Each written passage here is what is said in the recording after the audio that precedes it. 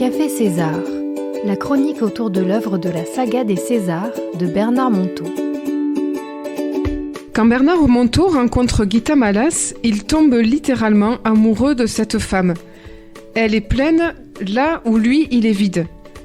Moi, je n'ai jamais rencontré Guita Malas de son vivant, mais je peux raconter ma rencontre avec Bernard Monteau. Il y a de cela une quinzaine d'années, il proposait, comme aujourd'hui d'ailleurs, à ses lecteurs de le rencontrer. En effet, Bernard et Guita sillonnent d'autres routes. Elles ne sont plus balisées ni carrossables. Elles mènent non seulement vers l'aventure la plus naturelle qui soit, mais aussi vers l'aventure la plus actuelle qui soit.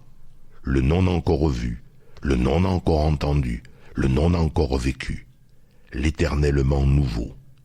Bernard Monteau, lui, est un pèlerin sur cette route. Tu viens de nous lire, Patrick, la préface de Guita Malas. Oui, de César l'éclaireur. Oui.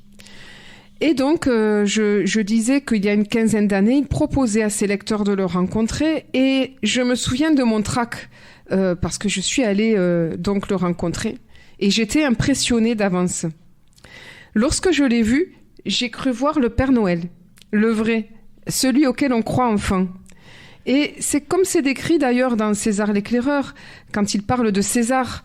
J'ai vu des rides en cascade, des yeux qui pétillent et une intensité de regard. Et je me souviens, je m'étais présentée avec ma petite misère du jour parce que c'était le jeu proposé. Et je me suis sentie superficielle. Et c'est comme ça que je me suis présentée. Il m'a alors montré que cette superficialité pouvait être une qualité si je savais l'accueillir. Mais au fond, cette superficialité, si j'y rajoute un peu de profondeur, ne permettrait-elle pas de rendre accessible à tous une connaissance ? Et finalement, 15 ans après, avec cette émission, n'est-ce pas ce que je suis en train de faire ? Eh oui, Myriam, tu découvres le baptême. Le chapitre 1er de César l'éclaireur est intitulé « Le baptême de l'ordinaire ». Et au fond, qu'est-ce que le baptême, Myriam, si ce n'est le passage qui est initié par une expérience. On parle du baptême certes en religion, on parle d'un baptême de l'air, on parle d'un baptême lorsque je suis amené à vivre d'autres expériences au cours de ma vie. Ce sont en quelque sorte des rituels qui font le passage d'un monde à un autre.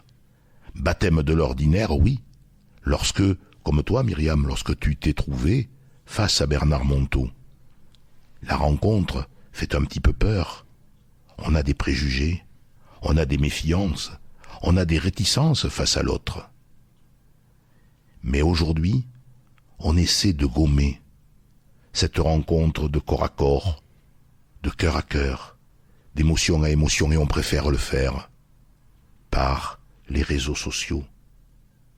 Mais les réseaux sociaux occultent une partie de cette présence à l'autre.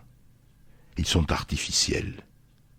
Et nos relations deviennent artificielles. En effet, qu'est-ce que cela veut dire ? J'ai 100 amis sur Internet, sur Facebook, des gens que je n'ai jamais vus. Est-ce que je n'essaie pas par ce biais-là de me rassurer ? D'essayer de trouver des marques de reconnaissance que je n'ai pas. Alors bien sûr, tu me diras, Myriam, oui, mais le baptême de la radio. Et c'est un petit peu cela, car à la radio, je ne vois pas l'autre, je le devine. Et c'est toute cette richesse que nous avons à faire partager à nos auditrices et à nos auditeurs par le biais de ce formidable média qu'est la voix. Et la voix est le reflet de notre entité physique, spirituelle, émotionnelle. Oui, c'est très juste, Patrick. Une belle élévation que tu nous proposes sur la rencontre. On y reviendra à la prochaine fois. Alors, pour celles et ceux qui voudraient en savoir plus, César l'éclaireur, un beau cadeau. Et on va revenir avec Myriam sur César l'éclaireur avec des passages pour nous faire réfléchir aux uns et aux autres à cette vie qui nous est si chère. Alors Patrick, et si nous demandions à Bernard Monteau de nous raconter sa rencontre avec Guita Malas, avec César Guita? Je crois qu'il y a quelque chose qu'il faut comprendre, c'est la rencontre avec des amis n'est pas la même chose que la rencontre avec son maître ou avec la personne qui va nous changer la vie, quoi. Et quand moi je rencontre Guita, c'est ce que j'essaye de raconter dans ce premier chapitre, mais je le raconte d'une façon romancée. Ce que je rencontre quand je rencontre Guita, quand elle ouvre la porte, c'est une rencontre fulgurante où je sais immédiatement que je vais consacrer ma vie à l'œuvre de cette femme. Mais je ne sais pas d'où je le sais. Je sais immédiatement que j'ai cherché cette femme toute ma vie et que je viens de la rencontrer. Mais je ne savais même pas que je la cherchais. Je sais immédiatement que c'est une grande rencontre de ma vie. Mais je ne l'attendais pas, cette rencontre. Donc il faut bien comprendre que le chapitre que j'ai écrit dans César l'éclaireur, c'est le chapitre de cette surprise, quoi. Et dans la vraie rencontre, quand je rentre dans la maison de Guita César, je me mets contre le radiateur de la cuisine et je dis à mon épouse qui est avec moi, tu sais, fais pas attention à ce que je fais. Je suis tellement transporté d'amour que je n'ai qu'une envie, c'est de lui sauter au cou. Et comme ça fait 3 minutes que je la connais, je peux pas me permettre de faire ça. Donc je me retiens, je me recule, je me retire, quoi. Mais en fait, pendant la première heure où je vais être dans sa maison, je vais être à la scruter, à la sonder, à apercevoir combien tous ses mouvements sont justes, combien c'est un être qui est placé dans le juste. Son corps, ses mouvements, ses gestes sont justes. Et je suis fasciné d'amour. C'est inexplicable, c'est pas intelligent, c'est tout ce que vous voudrez, trouvez les adjectifs que vous voulez. Mais en tous les cas, c'est ce qui m'arrive ce jour-là. Et donc, le premier chapitre, c'est ça, je suis baptisé à une autre humanité.